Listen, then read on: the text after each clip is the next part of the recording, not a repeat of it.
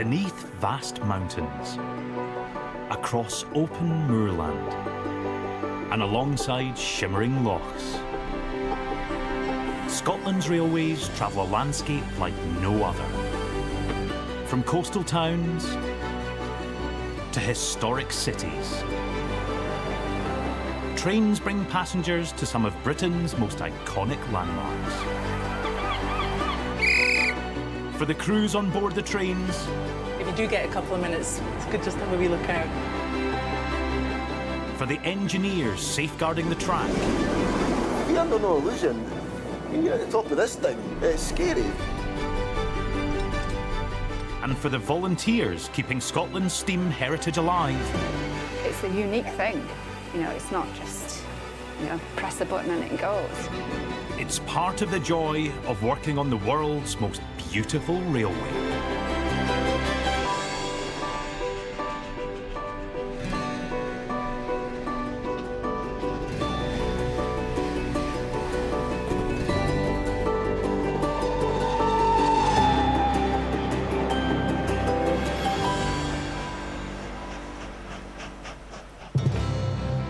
This time, a journey fit for a queen, as we meet the volunteers bringing the age of steam back to Royal Deeside.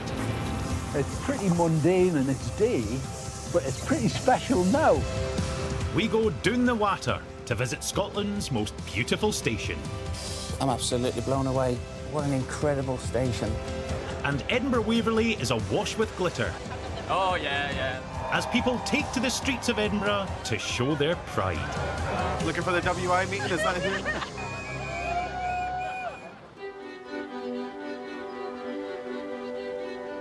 In the heart of the Highlands lies the valley of the River Dee. Rising high in the Cairngorm Mountains, the Dee flows through an unspoilt landscape that has captivated visitors for centuries. Among them, Queen Victoria, who fell in love with Deeside and established Balmoral Castle as her Scottish residence. Queen Victoria's seal of approval transformed the popularity of the region now known as Royal Deeside. In the early 1850s, when Queen Victoria was remodelling Balmoral Castle, a railway line was being laid from Aberdeen on Scotland's east coast to Ballater. The Deeside Railway opened in 1853 and ran 5 services a day to the villages and communities along the 44 miles of track, heading west following the River Dee from Aberdeen. The line was regularly used by the royal family, who would travel to Ballater, which was the end of the line and the nearest station to Balmoral. He's going to open the throttle. The Deeside Railway was closed in 1966. But for the past 15 years, the Royal Deeside Railway Preservation Society has been running weekend passenger services along a mile of restored track, from a new station they constructed at Milton of Crathes. Visitors to the Royal Deeside Railway can relax and enjoy a cream tea in the comfort of the refurbished 1960s carriages, or they can take a turn on the footplate and have a go at driving the locomotive. Today's would-be steam train drivers include Emma, accompanied by husband Gordon. I never thought I would ever get the opportunity to be driving a steam train. It's a unique experience. So what we're going to do is just go through the controls. David, who's brought the whole family along. It's a surprise for my 70th. And Paul, who's joined by sister and mother and his fiancée Laura, who bought today's steam experience as a present for Paul. I didn't realise I wanted to drive a train until I got the present, and then all of a sudden, let's go, let's drive a train. Today's engine is one of 3 locomotives that the volunteers look after. Volunteer Bob is the guard for today. Are you happy? Are you happy with Everybody's safe? Everybody's safe. Everybody feels safe? Yeah?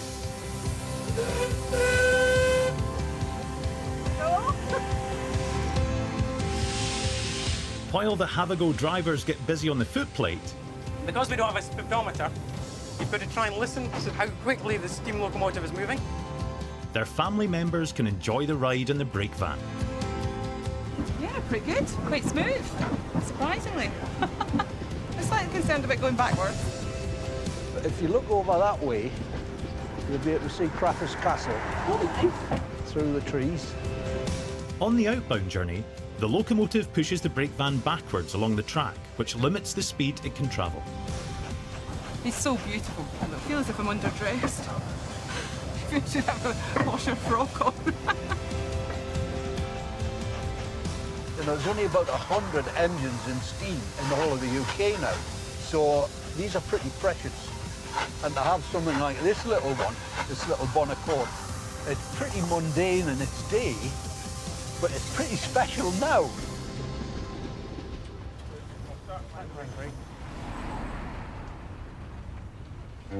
Having made slow progress down the track, it's a quicker run back up the track to the station. I think she's driving this better than she drives her Mini back home.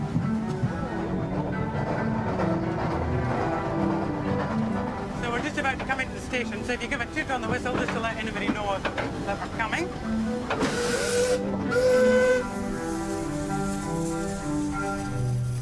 There we go. That's how you drive a steam train. Yes, that was amazing. Thank you so much. Back at the station, there are certificates to mark today's steam adventure. I love it. I could have done that all day. Yeah. Yes, that'll take pride of place on my wall at home. That was great. That was a lot of fun. We'd like you to come back as a volunteer anytime. Oh, right, okay, there we go, yeah. It's not often you get a job offer at the end, is it?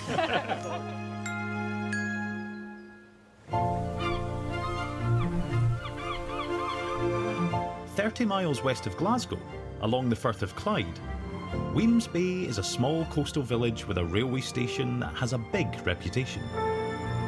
Renowned for its breathtaking Edwardian architecture, which features a pier linking to a ferry terminal, Wemyss Bay has served passengers travelling by train and then on by boat to Rothesay and the magnificent scenery of the Isle of Bute. For 116 years, the station has been the pride of the local community. That's that wonderful transition between the train and the boat. You can smell even today, that smell of the wood is something that I can remember even when my first visit here. And of course, in its heyday, you see photographs of it being absolutely packed with people. Trippers going down the water, that great Glaswegian institution that happened in the summer, going down the water from Glasgow to Rothesay. Today, the station celebrates the many children, like Dugald, who grew up visiting Wemyss Bay. This is Bobby. Now look at him. He has all the features you would expect of a wee boy going for his holidays. His model yacht, there's his fishing line, and his Clark's sandals, which were redolent of the time. It commemorates the thousands of youngsters and adults who have come down the water. Making the train journey down the water was a welcome means of escape for Glaswegians at a time when the city was still a centre of heavy industry, and many lived in crowded tenement blocks. Designed by James Miller in 1903, Wemyss Bay Station is the perfect marriage of function and design. All these beautiful curves you can see, they all have a reason. It's not just there for decorative effect. The whole station is designed to get the people from the train into the ferry as quickly as possible. So the platform is designed on a curve, and that obviously means that you can fit in a slightly longer train. You have the ticket office here, which is built also semicircular, and that means that there aren't any sharp corners getting in the way of the people coming off the train. You needed such a large station because at certain times of the year you would have huge numbers of people all wanting to get to their holiday destination as quickly as possible. With the advent of package holidays, Wemyss Bay fell on hard times as the crowds dried up and the station fell into disrepair. But the local community rallied round and launched the Friends of Wemyss Bay Station, who have helped preserve its listed status and fought to resurrect the fortunes of this architectural gem. Floral displays and a small garden, along with a second-hand bookshop run by volunteers, have transformed the look and feel of the station. It was very neglected. There were no flowers at all, no floral displays, and yet it had been famous for that. And since we've taken over, It's become a hive of activity. Most of our volunteers are retirees. You know, it's the silver-haired brigade.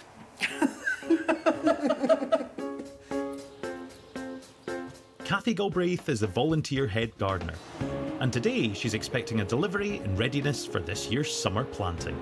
Okay, 36 bags of compost. Right, I'm on 20 boxes of the Busy Lizzies. 1, 2, 3, 4, 5, 6. You'll notice the boss does all the counting, you know. 7, 8, 9, 10. Just put that one in here, and that's just one more barrel load after that. See why I'm here? 3 pallets of lobelia and 36 geraniums. Yes, 20 boxes of Busy Lizzie. Yep, the order's complete. Doesn't look much when you see it, but wait till you see it when it's in the station in full bloom. Oh my goodness. Like Kathy and Dugald, many of the Friends of Wemyss Bay live locally or have a personal connection with the railway. When I moved down here 15 years ago and discovered Wemyss Bay Station, I was just totally amazed by it. I have a connection with the fact that my granddad actually drove his engine into the station from Glasgow. This is a picture of my grandfather on the front of that inn. You can tell me about the engine. And that's Cally done in 909. If anybody else took his engine out, he was not a happy man because he kept it in pristine condition. But it's a very splendid engine. In its heyday, Wemyss Bay Station was festooned with flowers planted in hanging baskets and standing displays. It's a tradition Kathy is continuing today. Now, they look small at the moment, but they will go, like, spread out to about that size. And they dry out quite quickly under the glass in the summer. Kathy's hoping the station will be in full bloom for a gala open day in just 6 weeks. It is going to be good this year. I can feel it in my blood.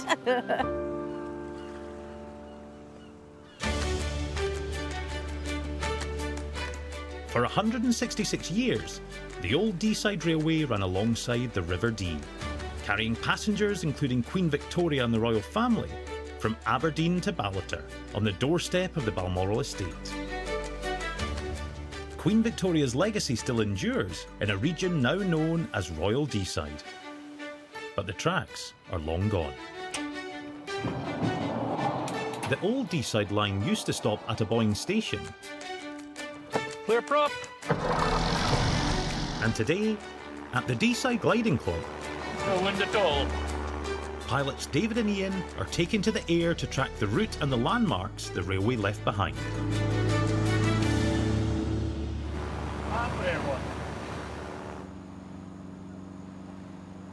The runway we took off on was actually made from the stones from the railway line, which we laid and put tarmac on top. Walkway next to the road is the forward track of the railway line. So from 1500 feet you can really get a good view of the railway line. Exactly. You can see there is a bit of a groove in the trees where there's a walkway, but it's mostly overgrown now. We're now over Cambasso May, and as we come round you'll see the suspension bridge. The Cambasso May Suspension Bridge is a striking landmark with its iron lattice design. Built in 1905 to replace a ferry across the River Dee, it stands just downstream from the quaint Cutaway Cottage, which has earned its place in local railway folklore. Cutaway Cottage was formerly a drover's inn, and eventually, with the advent of the railway line, it became the linesman's cottage. Just along here, near the Cambasso May Suspension Bridge, we have the Cambasso May railway platform, which would have been looked after by the linesman. I think that's an interesting thing. This one piece will make 52 layers. Watch on mobile devices or the big screen, all for free. No subscription required. Cutaway Cottage has been home to Jeff Schoenman for the past 25 years.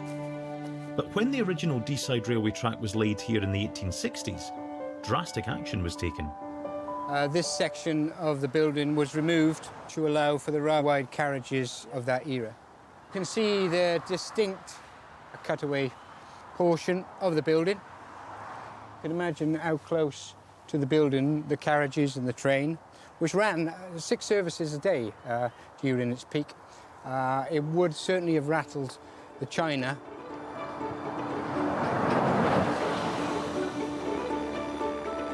High above Deeside, David and Ian are tracking the route of the old railway line. Where would the railway take you to in this direction? Like all the way to Ballater.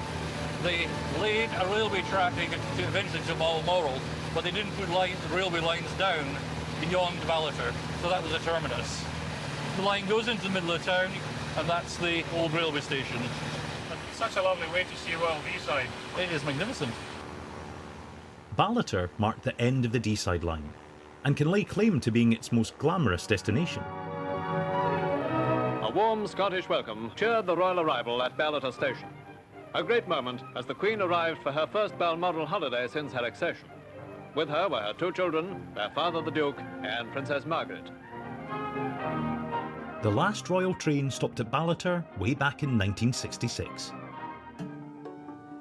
But today, the station still celebrates its regal heritage, thanks to a major restoration following a tragic fire which burned down the old Ballater station in 2015. After the fire, what we wanted to do here was recreate a sort of moment of kind of railway grandeur, station grandeur, where people would come and enjoy and feel as though, you know, they were kind of back in that time. Robert Lovey is part of the Prince's Foundation and played a key role in the station refurbishment.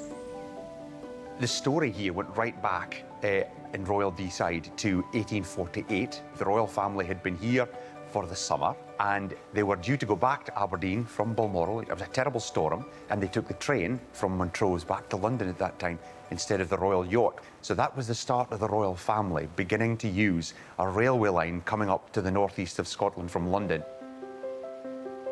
Not only was it bringing the royal family, but it was bringing so many other people that were kind of copying that thing. They were coming up and thinking, we want to go to the Highlands and steam through the most glorious countryside and come to Royal Deeside, where the royal family were coming for their holidays. To help recreate the period details, Prince Charles was able to share his personal recollections of the station furnishings. Of course, he had very special memories of arriving here. So in terms of the design inside, what we recreated, we put in this bunket seating, which kind of replicates what trains would have been like, you know, lovely leather and nice woodwork and things like the brass luggage rails here. And some of these ideas were directly from His Royal Highness, which was lovely. The fire destroyed the original station, but a chintz tea room has been decorated in keeping with the Victorian atmosphere. And the royal waiting room, where Queen Victoria and her family waited before completing their journey to Balmoral, has been skillfully recreated by expert craftsmen, along with the Queen's bathroom, which features her other royal throne. The creation of what we know as Royal Deeside today was very much because the royal family moved up and created a home here. And of course, what was better than getting on the train and coming up, chugging through the gorgeous countryside, up the River Dee and right into the mountains to enjoy everything that is so special. And the railway created that moment.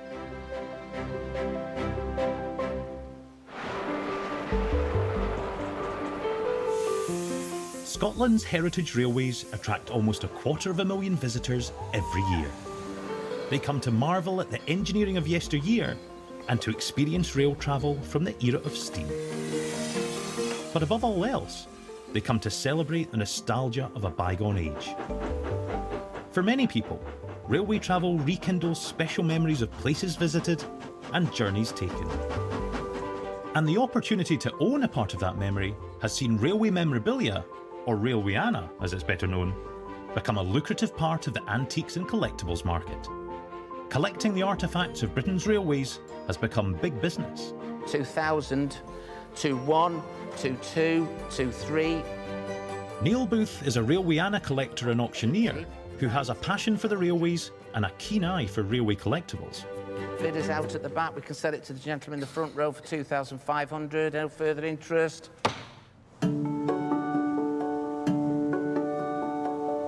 Neil's Railwayana business takes him all over the UK, and today he's come to Wemyss Bay to meet a client. I'm absolutely blown away. What an incredible station this is. It's his first visit to Wemyss Bay, and it's certainly making an impact. Stunning. I'm bowled over with it, I really am. But I don't like to be the window cleaner. In 2016, renovation work at the station uncovered a number of long-forgotten railway posters dating from the late 1970s and 80s. Wow, look at these posters. God, that takes you back 76 pence. The old adverts for various cheap ticket deals offer a visual reminder of the costs of travelling on the nationalised British rail network. Of course, we've got this fabulous map here, an original map showing the direction of travel, which you would have come up the Clyde from Glasgow, heading out round through the Firth of Clyde and out there into the Irish Sea. Superb. I mean, we're talking 1950s in my estimation. Value-wise, if it came into auction, I'd certainly think it's worthy of £500 at least. One of the adverts, for Sea Link ferries, offers a clue about the person who Neil has come to meet today. For 30 years, Robin White sailed on board the ferries that ran from Stranraer on Scotland's southwest coast across to Belfast and Larne in Northern Ireland. Here he is. Hello, Robin. Hello. Nice to meet you at last. Yes, And you yes. brought me this lovely I nameplate. brought you this lovely big sign. Fabulous. Yes, Well, it's let me help you off with that. It's quite heavy. What a fabulous plate. There you are. And of course, you had a connection with the Galloway Princess, I Yes, believe. I was very lucky that I sailed as second officer and then master and then senior master on the Galloway Princess Wow. ship, which was the first double-deck drive-through ferry, British-owned, that there was in the UK. And was that in Sea Link days? And that was in the British Rail Sea Link days. And Stranraer then was one of their plum routes, believe it or not, even more so than Dover-Calais. To publicise the new ship, British Rail also named a diesel locomotive Galloway Princess to carry passengers connecting with the ferry. When it was retired in 2016, Robin acquired the disused nameplate. And today he's brought it along to show Neil in the hope that he can auction it for charity. So do you mind if I have a closer look at this? No, help yourself. It's in Okay. good condition. It is.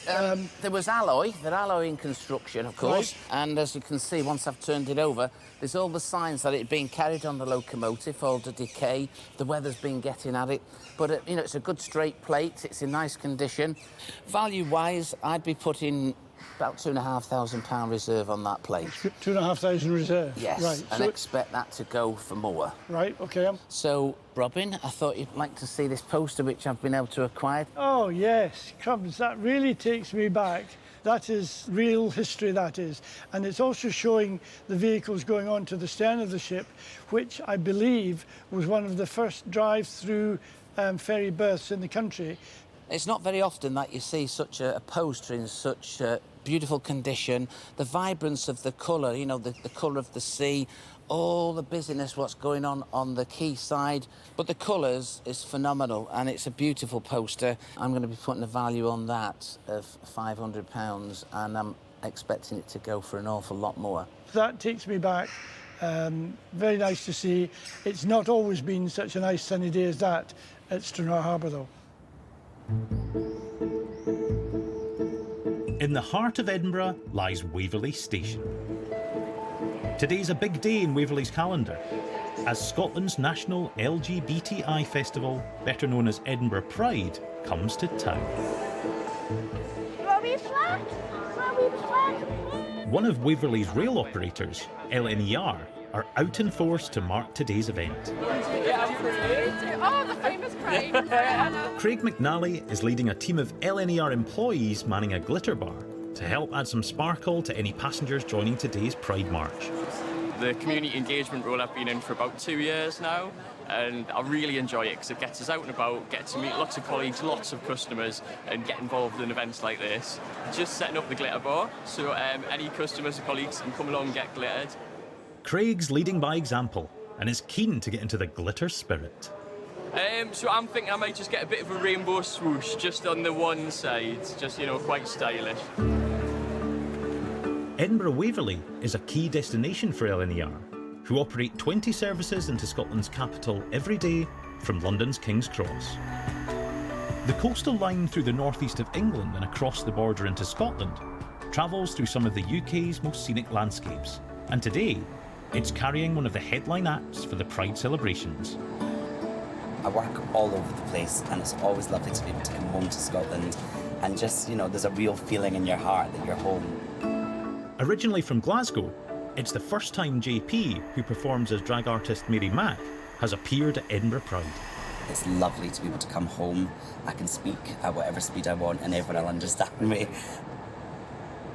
I think when we pull into Edinburgh, you'll certainly feel pride straight away.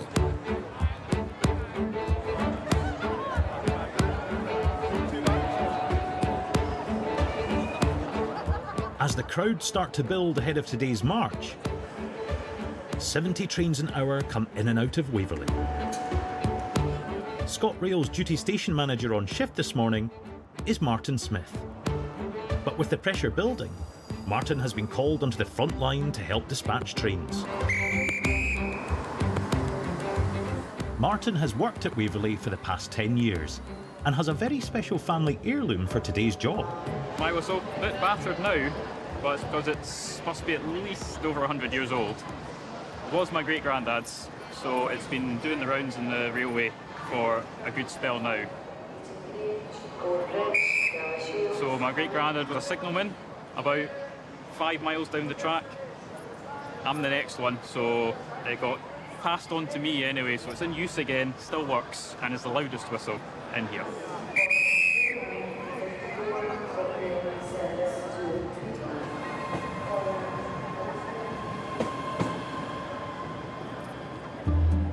Back on the concourse, the LNER Glitter Bar has drawn quite a crowd, including a familiar face around Waverley Station.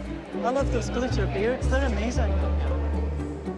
Juliette Donaghy has worked at Waverley for over 3 decades. I've been lucky enough to be station manager here at Edinburgh Waverley for almost 18 years. I absolutely love it. The variety is just absolutely amazing. I'm getting my beard done. Oh yeah? Yeah. What beard? Working in Waverley Station doesn't come without its challenges. We're trying to make a Victorian station fit for today's customers and passenger needs. That can be a bit of a challenge for all the station teams.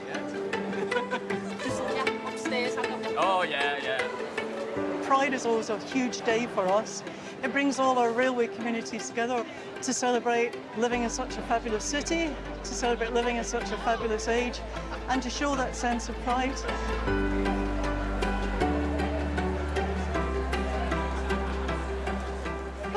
This is Harry, who's some might say a little bit overdressed. Pugs can never be overdressed. Picture time!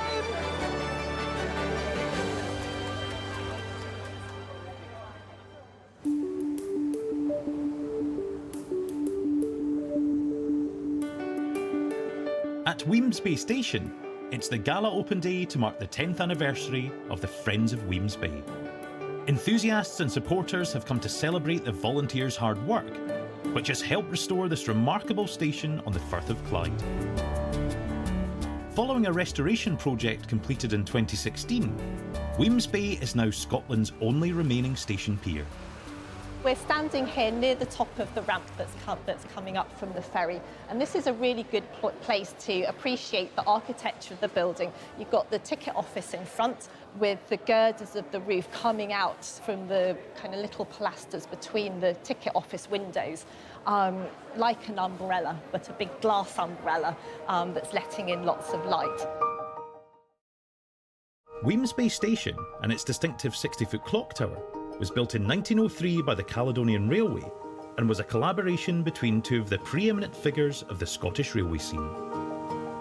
Architect James Miller was responsible for some of Scotland's finest station designs and enjoyed a successful working relationship with engineer Donald Matheson. The Caledonian Railway had to move a trainload of people in just 5 minutes to beat the rival ferry companies, so Miller and Matheson worked out that crowds moved faster in a curve than a straight line. They also realised that luggage would slow passengers down, so it was loaded down a ramp behind the station straight to the boat. It was an exercise in people movement and efficiency. This walkway that takes us down to the ferry is really one of the key features and one of the most beautiful features. From quite an early stage, the planting was quite a feature of Wemyss Bay Station, and it was very well known for its great floral displays. both hanging baskets and planters like this. The station master here in the early 20th century had quite a reputation as a horticulturalist, and he grew quite a lot of the plants for the station in his own garden. It's head gardener Cathy who is continuing the station's horticultural tradition and making sure the floral displays look their best for today's open day. We're not allowed to use a hose in the station, so we have to take our water bowser. When they see you coming, you know, they think you're cleaning the streets. Hello there.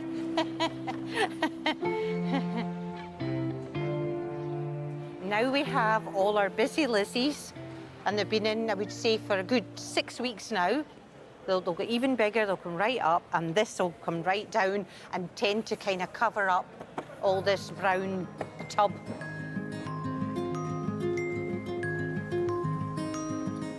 Cathy grew up in the area and can remember the golden age of Wemyss Bay when steamers sailed the Firth of Clyde. Well, you don't get a lot of people in here, so this is my own private wee spot. Just come down here, because I've lived here most of my life, and it's just nice to look out. When I was young, I used to go with my mum and dad. We liked to go way down the water, right down the Firth of Clyde, which is the Mull of Kintyre, way down the bottom. So it was lovely. You'd be out there and you'd be passing steamers all the time. It was just a way of life, I suppose. Today's event is a celebration and a chance to acknowledge how much the Friends of Wemyss Bay have done to preserve the heritage of this unique station. It was really falling to bits a few years ago, and there was always a risk of it being demolished and stuff like that, but they spent a huge amount of money to fix it up, and they're celebrating it again today, so yes, it's a fantastic place. It's a proud day for Sheena and the volunteers, whose hard work is breathing new life into Wemyss Bay. It's just lovely watching the station come back to life, and people love it. And the station, instead of just being a big empty shell, too big for purpose, has become a kind of social hub.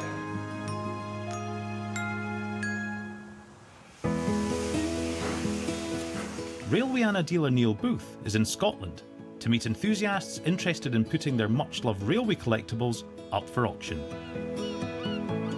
Today, he's come to the Bo'ness and Kinneil Railway, a hub of Scotland's railway heritage, to meet Mike Cowie. Mike is a volunteer here at Bo'ness, but today he's showing off his collection of railway totems. The classic enamelled railway sign, introduced by the newly nationalised British Railways in 1948, is what most people associate with Railwayana collecting. Divided into 6 distinctive regional colours, each region had its own colour scheme, from the rich brown and cream of the Western region to the pastoral light blue of the Scottish. There we are. The last one going on. Hi, nice Neil. to meet you. Very nice to meet you, nice Mike. What to a meet you, fabulous Neil. selection you've brought for me. Yes, well, I hope you'd be impressed. Could you tell me a little bit about them? Well, as you know, I was born and brought up in Dundee, which really got me incentivised to collect the local line. And I've collected these over a number of years. And this is a set of 5, as you see, and it covers the entire branch line from Dundee Tay Bridge through Wormit at the south end of the Tay Bridge, through Newport and Tay West, Newport and Tay East, to the terminus at Tayport. Fabulous, what a lovely selection. And condition-wise, just let's look at this Tayport at the moment, and you can see how natural it is. It's got a very nice plume and shine. Vitreous enamel signage is well over a century old and is achieved by fusing glass particles to sheet metal or cast iron by firing it at a temperature in excess of 800 degrees. This results in a surface that is incredibly hard wearing and ideal for exposed station platforms. And that is a beautiful totem. Following railway closures in the 1960s, most of these signs were unceremoniously scrapped. Anybody want that for 500? 5. Nowadays, when they do surface at auctions, prices range from around £250 to many thousands for very rare or sought-after destinations. It's in the market at 7 for you. Beautiful condition, OK? 7, 5, 6 for £700. Neil is lucky enough to have acquired quite a collection of totems over the years. One of the major stations, yes. Paddington. In the Western region, chocolate and cream. Yeah, I mean, that must have spent its life undercover, Neil. That is in Paddington remarkable condition. So the next one, of course, is Stockton. Oh, a nice one, Neil. That's nice an one. absolute beauty. Northeastern orange, yes. That is in beautiful condition. Yeah, gloss. And you can't have a Stockton. Oh, don't tell me. Without a... Darlington. You haven't, have you? You're a mind reader. You're a mind reader, Mr. Michael. There you go. Darlington, Stockton and Darlington. You don't get much more historic than that, do you? Absolutely. Stockton and Darlington was where the railway started. That's right, first ever railway in the UK. Incredible. And Scottish region totem, yes. Ibrox. Ibrox, yes. And what's very interesting about Ibrox, apart from being the home of Rangers, on this particular totem, they've chalked the score at the end of the day. Just remarkable. It looks as though Celtic got stuffed on that occasion. Yes. 3-0. And a comment. Easy, yes. I did put that on. Neil's collection makes for a very colourful, not to mention very valuable, display. Well, of course, it doesn't come overnight. It's taken me a lifetime, and I've been a collector for over 50 years. And I've saved up and I've aspired to buy really good quality totems over the years. And my own personal collection, I try and get the best as I can. And the last one is the Morecambe, Euston Road. There she is. A lovely display. Looks good, Neil. That's a lovely collection and, you know, in great condition. Mike will be hoping that his totem collection goes for a pretty penny when Neil puts them up for auction. The LNER King's Cross to Edinburgh service is making its way up the East Coast line and is due into Waverley at lunchtime. It's bringing drag artist Mary Mack back home to Scotland to perform at today's Edinburgh Pride. It's really lovely to pull into Scotland this way because you get to see it all, you know, transform in front of your eyes, and it gets a bit more green, a little bit prettier. The views are stunning. You know, you've got the coast on the side and all the mountains and little houses, and this is gorgeous, and it really does. It feels like Scotland.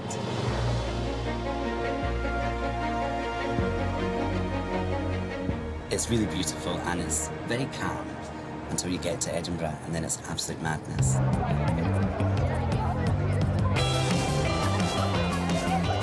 And the madness has well and truly begun on the streets of Edinburgh.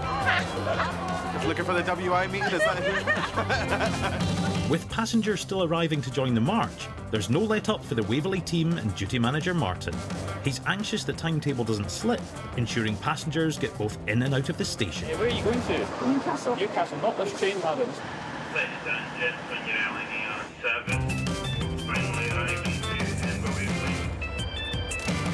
The 8 o'clock train from London's King's Cross, carrying drag artist Mary Mack, is arriving into Platform 5 after its 4.5-hour journey.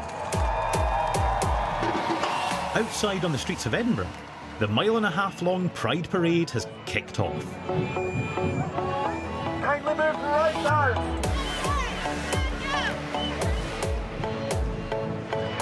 The LNER team is in the thick of it. They've joined the party outside at the Edinburgh Pride Parade. Such a good turnout, really good reception. We're absolutely rocking it, banging the tunes out, so I think it's going really, really well. So great to work with Network Rail. Yeah, proper great atmosphere. Up ahead, Mary Mack is due on stage for her performance. I am slapping the face on as fast as possible because I forgot how far a walk it is from Waverley Station to here. And I'm listening to the amazing crowds out there. Thousands of people, and the show's just started.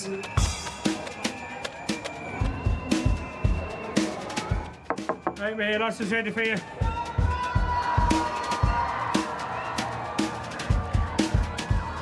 Edinburgh Pride culminates with a celebration on the main stage, and Mary Mack's on next. I'm so excited. The crowd is huge. The atmosphere is amazing. I can't wait to get on stage. Edinburgh Pride, how are you? With the party in full swing, back at Waverley, the timetable continues. And when the party's over, there will be thousands heading to the station to make their way home.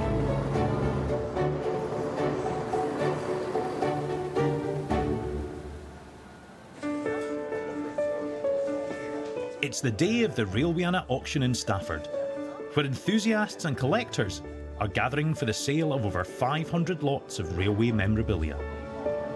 Going under the hammer today will be Robin's nameplate from the Galloway Princess locomotive and Mike's collection of totems from stations along the Old Dundee line. Interest in Railwayana is on the up, and bidding is brisk at today's auction.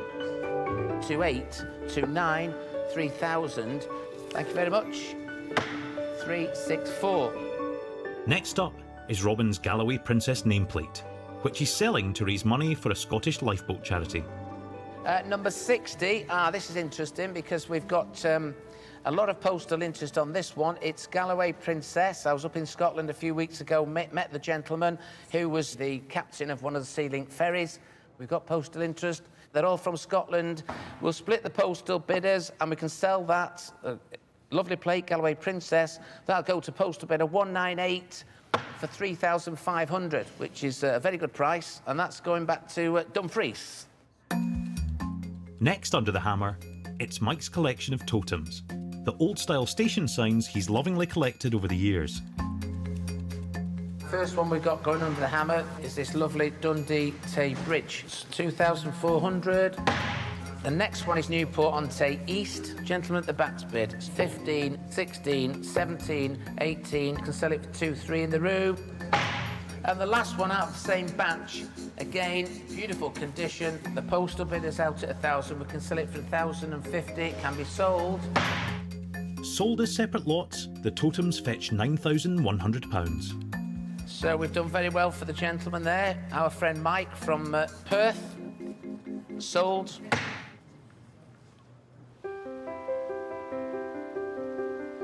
For 166 years, a railway line cut through the spectacular Dee Valley carrying passengers, including the royal family, alongside the River Dee. But thanks to the efforts of local enthusiasts, steam on Deeside lives on. And today, preparations are underway at the Royal Deeside Railway, which runs a weekend service along a 1-mile stretch of line which has been restored at Milton of Crathes. Train driver Chris is a former GP who's been volunteering for the last 15 years. You've got to treat a steam engine like a little toddler, like a little child. You mustn't take your eyes off it at any time because you don't know what it's going to do next. If a steam engine runs out of the coal, it just stops. If it runs out of water, it explodes. In and out. You have to be with it. It's not like a diesel engine that you just put in the key and walk away. You know, it's more like a living thing. While the crew prepare a traditional steam train breakfast on the food plate, there are more refined preparations underway in one of the restored 1960s carriages. First 3 parties can go on. Table 1, 9 and 12, that's fine. And we've got 2 people walking on. You can go to lots of hotels or cafes and have an afternoon tea, but it's just a bit different doing it on a train. With scones and cakes prepped and everyone on board, it's time to go. Passengers on board today's steam service will enjoy a cream tea served by the Deeside Railway volunteers. They're always desperately short of volunteers, so I just try and come and help out with their cream tea events. But serving cream teas on a heritage steam train presents certain challenges. You just have to have good balance.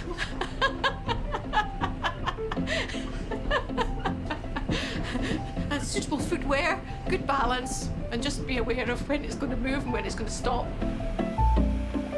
The restored track runs for just over a mile, and the return of steam to Deeside has proved so popular there are plans to extend the line even further.